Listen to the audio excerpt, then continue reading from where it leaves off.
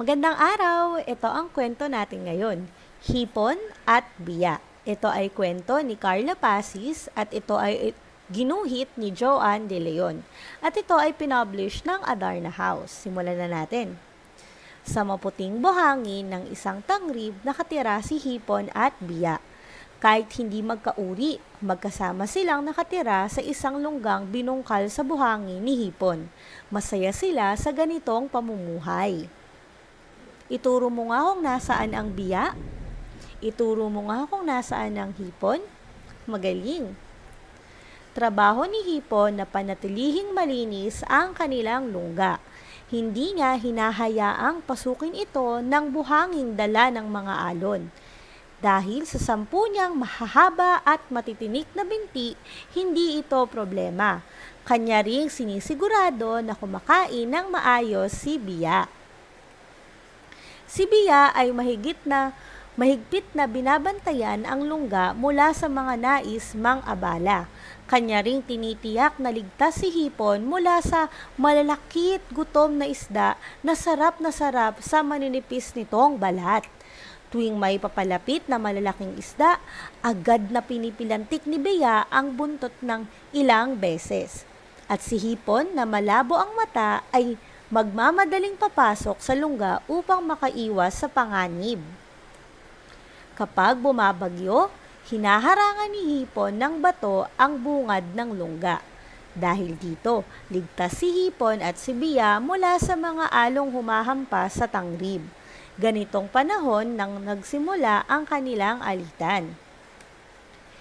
Ilang araw na ring bumabagyo at pagod na si hipon sa pagtutulak ng buhanging pumapasok sa kanilang lungga. "Huwag ka nga langoy-langoy lang, kumilos ka naman dyan!" Sigaw ng pagod na si hipon. "Ano namang magagawa ko?" sagot ni Biya. "Wala namang makakapasok sa lungga para tayo'y kainin." Alam ni hipon na tama si Biya, pero bakit kailangan siya lang ang laging nagtatrabaho? "Ikuha mo ako ng pagkain," utos ni hipon. "Kamutin mo ang likod ko." "Pero mga palikpik lang ang mayroon ako," sagot ni Biya. Nagustuhin man ay hindi magawa ang utos ni hipon.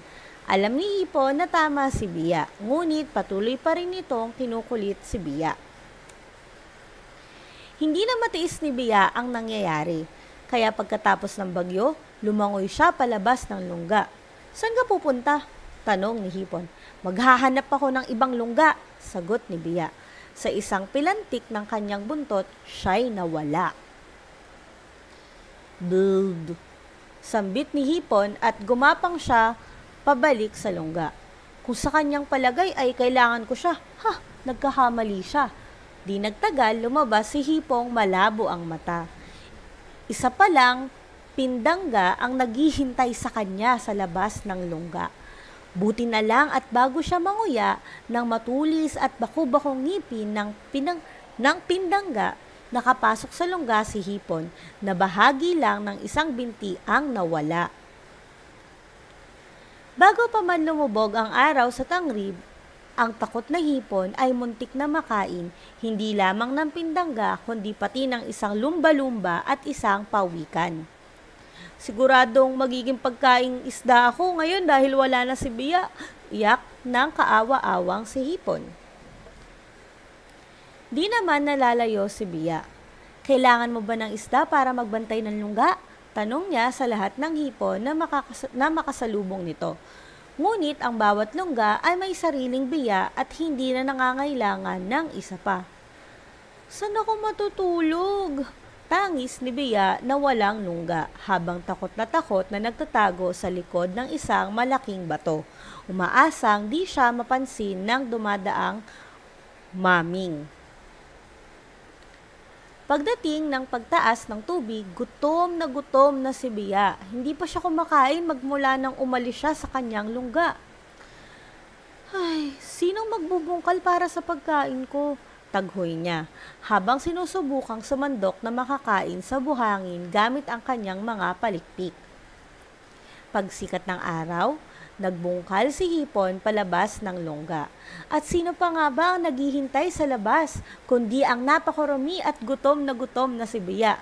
"Nagbalik ka!" Sigaw na napakasayang Hipon na akmang yayakapin si Biya gamit ang kanyang siyam at kalahating binti. "Kailangan kita upang bantayan ako. Pinapangako kong magpapakabait na ako at hindi na ipapagawa ang alam kong hindi mo kayang gawin." "Mabuti naman," sabi ni Biya na masayang masaya rin dahil siya'y nakauwi na. "Kailangan naman kita para ihanap ako ng pagkain at para ipagbungkal ako ng bahay." Lahat ng ibang hipon ay may kaparis na at ang bahayang isda ay isang mapanganib at malungkot na lugar para sa isang biyang walang tirahan, dagdag pa ni Biya. Sabay pilantik ng buntot ng 3 beses bilang babala na may isang gutom na gatasan na gumagala sa di kalayuang koral. Kaya't magkasamang namuhay sina Hipon at Biya sa isang lunggang binungkal ni Hipon. Sila'y masaya sa ganitong pamumuhay. At diyan na nagtatapos ang ating kwento. Paalam!